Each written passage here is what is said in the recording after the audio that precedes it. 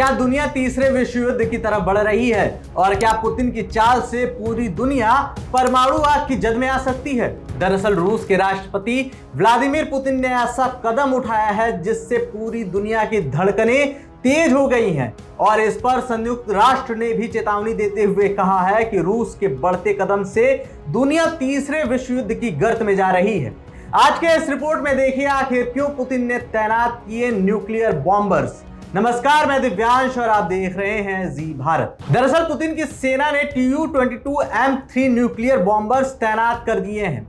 ये वही बॉम्बर्स हैं जिससे हवाई हमले का अभ्यास किया गया, जिसमें दुश्मन के कमांड कंट्रोल सिस्टम को तबाह कर दिया गया। इसकी तैनाती से दुश्मनों के हाथ पांव फूलने लगे हैं, क्योंकि दरअसल ये बॉम्बर दो शक्तिशाली MK-25 टर्बोफैन इंजन से लैस है। इसका एक इंजन 55,000 न्यूटन का थ्रस्ट पैदा करता है। इससे इस फाइटर जेट की अधिकतम गति 2.05 मैक यानी 2300 किमी प्रति घंटा हो जाती है। इस बॉम्बर की रेंज 7000 किमी से अधिक है। 24,000 किलोग्राम तक के पेलोड ले जाने में ये सक्षम है, यानी पारंपरिक और न्यूक्लियर पावर्ड क्रूज मिसाइलें भी इससे दागी जा सकती हैं। ये सब दिखाता है कि पुतिन केवल शक्ति प्रदर्शन नहीं कर रहे हैं, बल्कि सीधा संदेश दे रहे हैं कि अगर टकराव बढ़ा तो अंजाम बहुत बुरा होगा।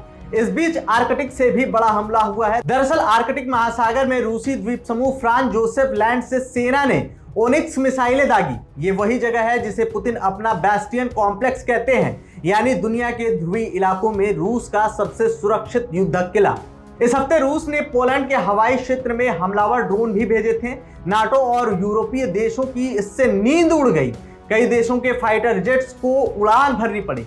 इसके तुरंत बाद पोलैंड ने बेलारूस से लगी सीमा को बंद कर दिया, यानी हालात इतने बिगड़ चुके हैं कि यूरोप सीधे सीधे युद्ध की तैयारी में उतर आया है। नाटो महासचिव मार्क रूटे ने भी साफ कहा है कि वो ईस्टर्न सेंट्री ऑपरेशन शुरू करेंगे, जिसमें ब्रिटेन, फ्रांस और जर्मनी शामिल होंगे, जिसमें सिर्फ पारंपरिक हथियार ही नहीं बल्कि ड्रोन युद्ध से भी निपटने की रणनीति अपनाई जाएगी। पोलैंड और नाटो सहयोगियों ने बेलारूस की सीमा पर 40,000 सैनिक तैनात कर दिए हैं। दरअसल सूत्रों का कहना है कि पुतिन नाटो और यूरोपीय देशों को डराना चाहते हैं और ये सारी तैनाती पुतिन के जैपेट 2025 वॉर गेम का हिस्सा है। आर्कटिक रूस बेलारूस में ये सैन्य अभ्यास जारी है। इसमें पश्चिमी देशों के खिलाफ नकली परमाणु मिसाइलों का अभ्यास भी शामिल है।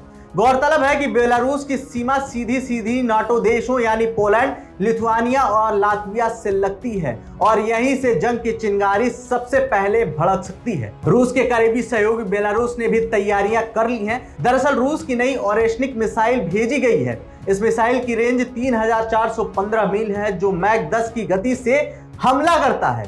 बेलारूस में बने MZKT-7930 लॉन्चर से यह मिसाइल कहीं भी शिफ्ट हो सकती है, मतलब इसे ट्रैक करना नामुमकिन है और अब इसकी रेंज में सीधे नाटो देशों के दिल हैं, यानी रूस और बेलारूस मिलकर नाटो को चारों तरफ से घेरने की प्लानिंग कर रहे हैं और पुतिन की तैयारी 2 कदम आगे है। दरअसल उन्होंने अपने बाल्टिक फ्लीट और नॉर्दर्न फ्लीट को भी युद्ध में झोंक दिया है, जिसमें सुखोई 30SM और सुखोई 24M जैसे लड़ाकू विमान, Mi-8 हेलीकॉप्टर, पनडुब्बी रोधी जहाज, मिसाइलों से लैस नौकाएं, लैंडिंग क्राफ्ट, इन सभी का एक साथ अभ्यास चल रहा है। कुल मिलाकर आसमान, जमीन और समंदर तीनों मोर्चों पर एक साथ तैयारी जारी है। बेलारूस के ट्रेनिंग ग्राउंड में रूसी टैंक छिपे हुए ठिकानों पर हमले करने की प्रैक्टिस कर रहे हैं और अब नाटो और यूरोपीय देशों की डर की सबसे बड़ी वजह बन चुका है जैपेट युद्धाभ्यास, क्योंकि जब साल 2021 में जैपेट हुआ था तब इसके 5 महीने बाद ही रूस ने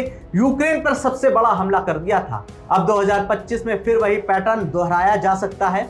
पुतिन के प्रवक्ता ने साफ कह दिया है कि यूक्रेन के साथ शांति वार्ता अब रोक दी गई है, यानी जंग ही अब आखिरी रास्ता है। साथ ही रूस, बेलारूस और नाटो के बीच तनाव का बारूद जमा हो चुका है। पुतिन का हर कदम सीधा सीधा तीसरे विश्व युद्ध की तरफ इशारा करता है। अब सवाल यही है कि क्या यह सिर्फ डराने की रणनीति है या सचमुच दुनिया तीसरे विश्व युद्ध के कगार पर खड़ी है।